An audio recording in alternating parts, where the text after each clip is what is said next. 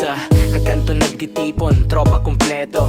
May isa lang sa amin na iba ang trip nito. Hindi naghahanap ng gulo o rambol, pero pag may babae biglang nagiging model. Pag dumadaan kami sa kali na madilim, biglang ayusin buo parang pista sa pelikula scene. Kunyari chill lang pero alam namin galawan. Pag may bababi na dumaan, aba biglang may paporma naman. Nakatas dibdib, lakad parang hari. Pero kanina lang sa inuman, tahimik lang sa tabi.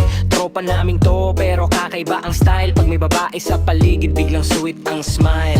Bro, chill ka lang, sabi namin sa kanya. Pero hindi mapigilan pag may dumaan na dalaga. Kahit simpleng tingin, ginagawa niyang eksena. Parang audition sa pelikula, kada may dumaan na reyna. Pa-cute sa tropa, astig ang drama. Pag may dumaan na babae, biglang ibang persona. Kanina lang angas, parang sigas sa kanto. Ngayon biglang bait, parang santo. Sa tropa, isang galawan. Parang may sariling music video sa daanan. Pero kahit ganun, solid pa rin ang samahan. Totoo ba hanggang dulo?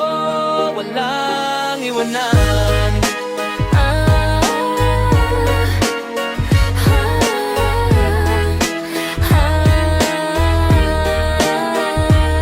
Sa tindahan, bibili lang sana ng yosi. Pero nakita si ate, biglang bumagal ang lakad ni Brody. Nakangiti, tapos konting pawing. Kami sa likod natatawa, halos ma-choke sa drink, pre. Ano ba yan? Sigaw namin sabay tawa. Sabi niya, style lang to. Sabay ayos ng damit niya. Feeling smooth operator sa gitna ng kalye. Pero pag kinausap na, nauutal pa rin palagi. Garon talaga pag tropa mo makulit. May pa-cute moments kahit walang script.